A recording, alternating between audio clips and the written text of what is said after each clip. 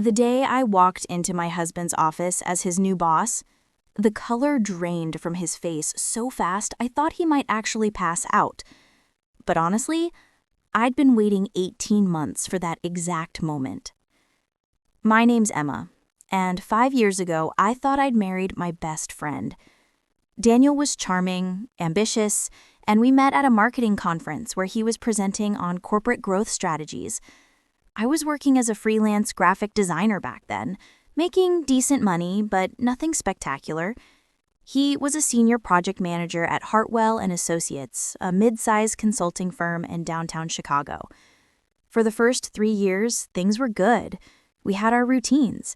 I'd work from our home office, taking client calls in my pajamas sometimes, while he'd leave every morning in his pressed suits, coffee in hand. He'd talk about his day over dinner, office politics, difficult clients, his boss Richard's terrible golf stories.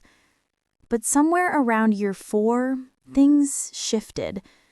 It started small. He'd make little comments when I'd mention landing a new client. "That's nice, babe. How much is that one worth?" Then he'd throw out his monthly salary like it was casual conversation. I'd see him glance at my laptop setup. Nothing fancy, just functional, and compare it to his dual monitors at the office.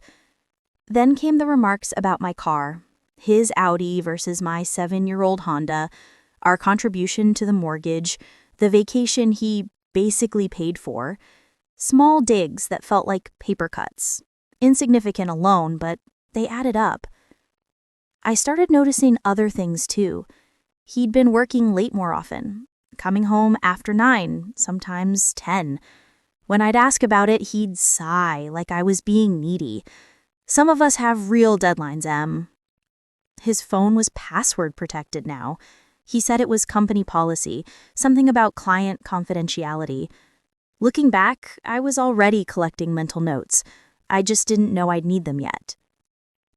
The breaking point came on a Tuesday in March.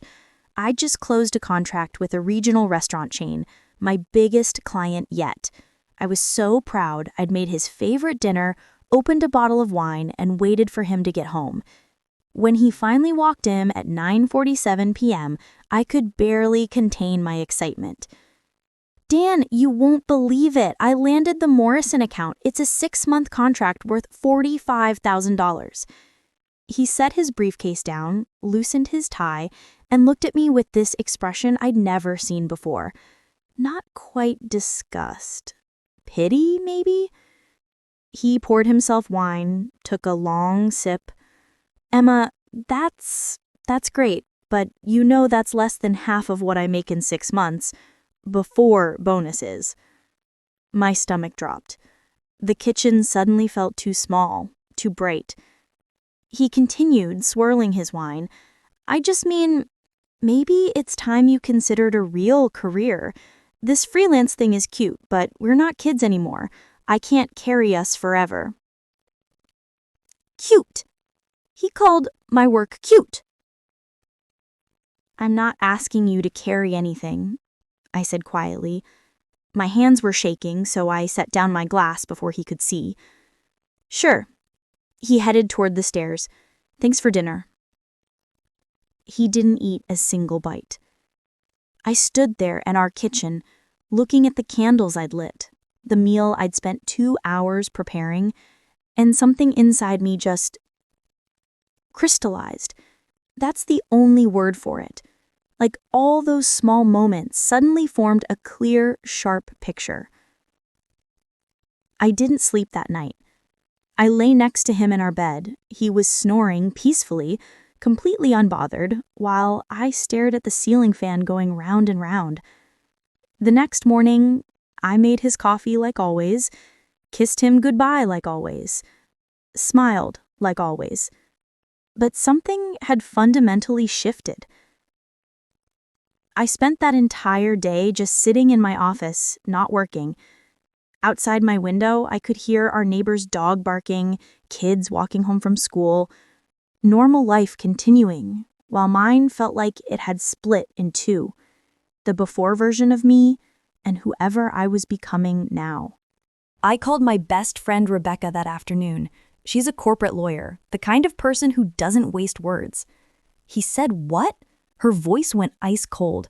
"Emma, I've told you before, that's financial abuse, emotional manipulation. I know, I don't know what to do." "Do you want to leave him?" Did I? I honestly wasn't sure yet, but I knew I wanted him to understand what he'd done, to feel it. "I want him to regret underestimating me," I said. Rebecca was quiet for a moment. Then, "Okay, then let's be smart about this." Over the next 2 months, I became a different person. Methodical, patient. I started documenting everything. Every dismissive comment, I'd note the date and time in a private Google Doc. When he'd mock my income at dinner parties in front of friends, M's little design hobby, I'd smile and later write it down. I checked our joint bank accounts and found something interesting.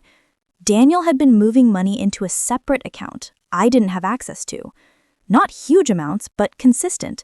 2,000 here, 1,500 there. Rebecca advised me to screenshot everything. Bank statements, transaction histories, emails. I backed it all up to a cloud drive he didn't know about. Then I made a bigger decision.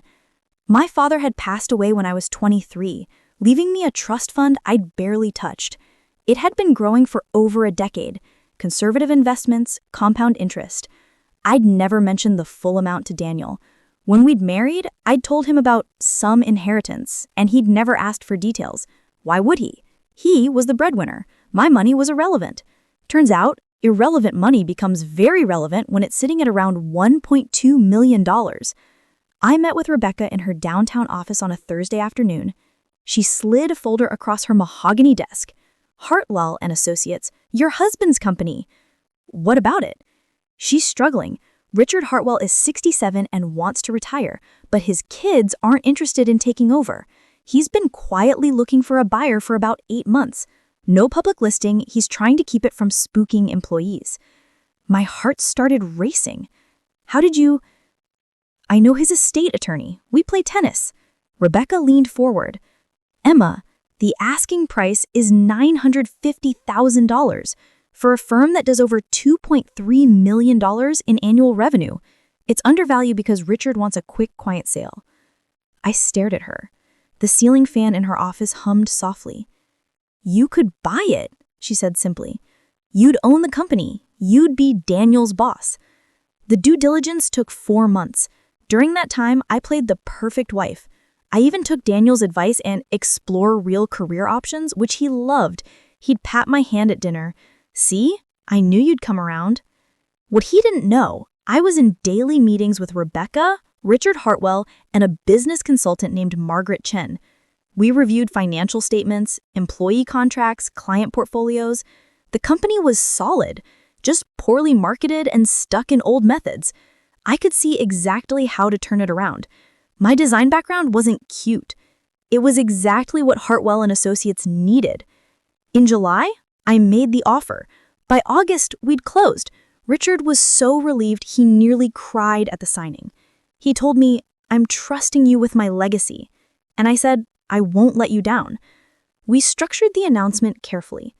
Richard would tell the staff about his retirement first, then 1 week later introduce the new owner in a company-wide meeting. That week was the longest of my life. Daniel came home each night stressed. "Richard's retiring. We don't know who's buying the company. What if they clean house? What if I lose my job?" I rubbed his shoulders. "I'm sure you'll be fine. You're so talented, remember?" He didn't catch my tone. The meeting was scheduled for 10 a.m. on a Monday in September. I wore my navy blue suit, the one I'd bought for my father's funeral, and never had occasion to wear again. Margaret had helped me prepare remarks. Rebecca sat in the back of the conference room, legally present as my attorney. The staff filed in confused. Daniel sat 3 rows back, talking to his colleague Mark, both looking nervous. Richard stood at the front. "Thank you all for coming. As you know, I'm retiring after 42 years. It's time." Polite applause.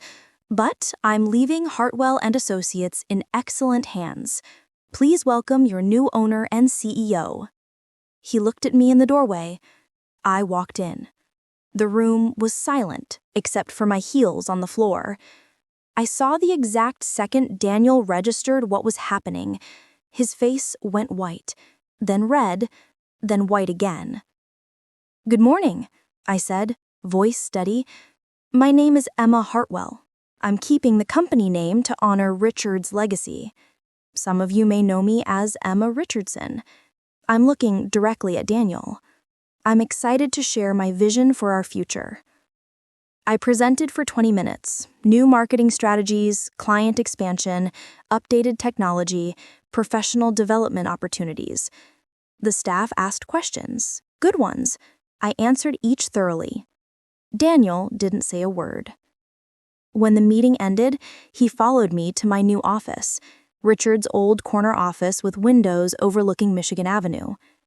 "Dan, what the hell is this?" I sat down at my desk. "This is me having a real career, Dan. Isn't that what you wanted?" You bought the company? With what money?" "My money, from my inheritance, the one you never asked about because you assumed it was insignificant." He looked like I'd slapped him. "This is insane. You can't just—" "I can, actually. I did. Rebecca handled all the legalities." I gestured to the chair across from my desk. "We should probably discuss your position here." "My position? Emma, I'm a senior project manager. I've been here for 8 years." "I know. I've reviewed your file. Your performance reviews are average. Not bad, but not exceptional. Several clients have requested different managers. You're reliable, but not innovative." I could see his jaw clenching. "You're really doing this?" "I'm running a business. If you'd like to stay, you're welcome to. But you'll report to Margaret Chen. I'm bringing her on as COO. You'll be expected to meet clear performance metrics. No special treatment." "Special treatment? I'm your husband." "Yes." I met his eyes. "You are. The same husband who's been transferring money to a private account for 6 months. The one who called my work cute and my career a hobby. The one who mocked me at dinner parties." His face shifted. I saw the calculation happening. "Emma, I have documentation of everything, Daniel.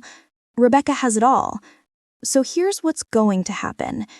You can stay and prove you're actually as good at your job as you claimed, or you can leave.